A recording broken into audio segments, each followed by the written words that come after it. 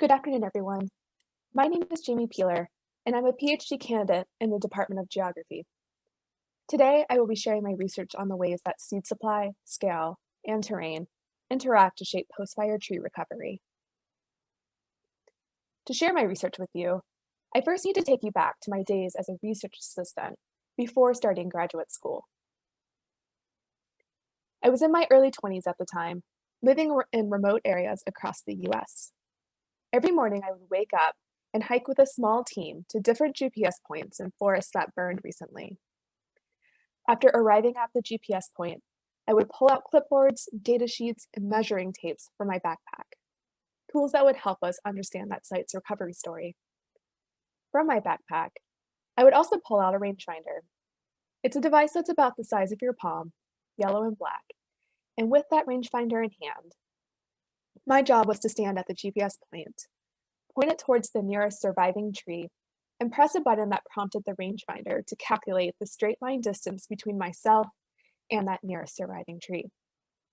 I would write down that distance on the datasheet, which would later be used to estimate the probability that seeds from the surviving tree would reach the GPS point and prompt recovery.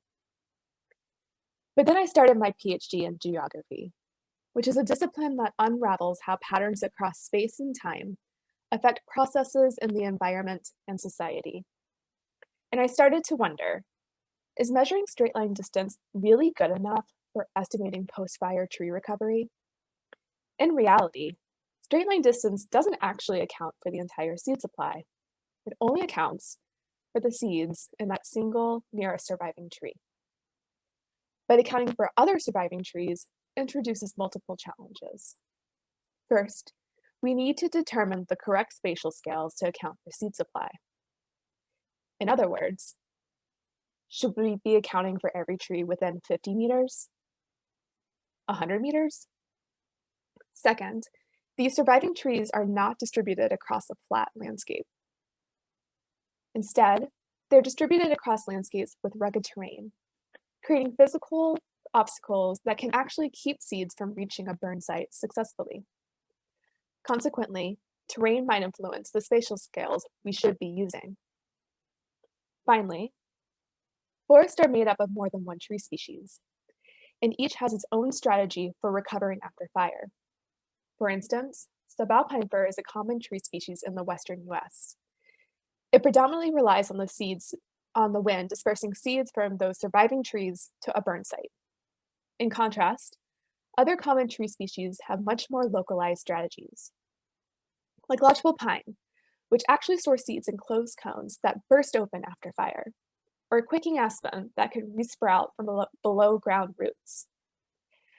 As a result, these divergent strategies might influence the effects of scale and terrain on post-fire tree recovery. Collectively, these challenges inspired two research questions that I asked. For the first question I asked, is seed supply better than straight line distance when estimating post-fire tree recovery? My hypothesis was yes. Seed supply would actually outperform straight line distance for all tree species. For the second question I asked, does seed supply have scale-dependent or terrain-dependent effects on post-fire tree recovery? My hypothesis was yes, but only for subalpine fir due to its recovery strategy. Seed supply would be relevant at spatial scales matching seed dispersal potential, which is less than 100 meters. Additionally, terrain would reduce subalpine fir recovery by impeding seed delivery. To answer these questions, I needed to actually find a study area that allowed me to test how seed supply, scale, and terrain affect recovery. So I spent 5 weeks driving all over Wyoming and Montana, looking for recent fires that would be just the right fit. And I eventually settled on two, the Bull and Boulder fires that burned near Jackson, Wyoming. In 2000, the Boulder Fire established large, high-severity patches, meaning that the fire killed trees in large, contiguous areas and reduced the amount of seed supply nearby. In contrast, the Bull Fire burned in 2010 and left behind much smaller, high-severity patches, keeping nearby seed supply intact. And luckily for me, these fires occurred close to each other in areas with very similar tree species and terrain. creating a natural experiment in which a gradient of seed supply occurred across a similar geophysical setting. After choosing my study area, I downloaded post-fire aerial imagery for the Bull and Boulder fires. These aerial images are at a high enough resolution that you can trace individual tree canopies in the imagery. So I did just that, using remote sensing methods to create binary tree or no tree maps that were my proxy for seed supply. On these maps, I identified potential burn sites to set up transects and measure post-fire tree recovery. Before doing that, I needed to measure how seed supply and terrain varied at different spatial scales around each burn site. So at nested spatial scales, I measured whether seed supply covered less or more of the landscape, whether its arrangement was less or more complex, and whether a burn site was positioned below or above the surrounding terrain. And then I visited the Bull and Boulder fires to collect data at 71 burn sites on post-fire tree recovery. Collecting data was basically a 7-week game of hide and go seek with tiny tree seedlings, many of which are no bigger than your thumb.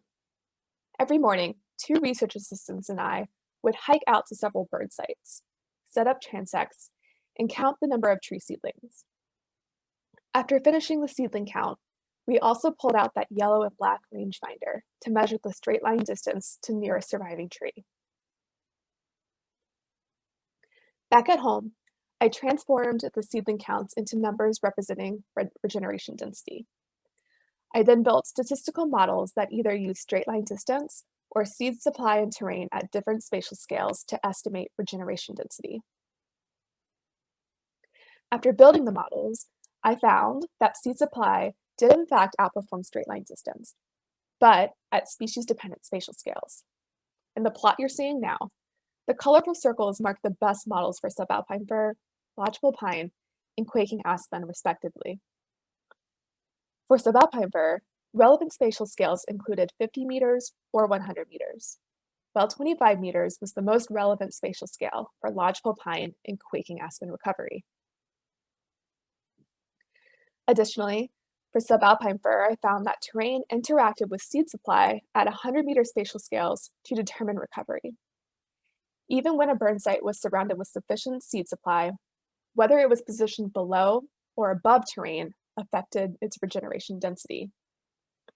In fact, burn sites positioned above terrain, and therefore the seed supply, were most at risk of not recovering naturally. So why are these findings important? Well, as we witnessed in 2020, the US has entered a new fire era that poses significant forest conservation challenges and cost to society. Due to climate change, built-up fuels, and human ignitions, fires are increasing in size and frequency. As a result, the Western US continues to endure record-breaking fire years.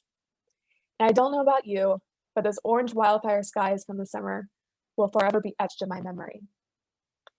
In this new fire era, forest managers have been given the responsibility of restoring and maintaining fire-resilient landscapes under the National Cohesive Wildland Fire Management Strategy.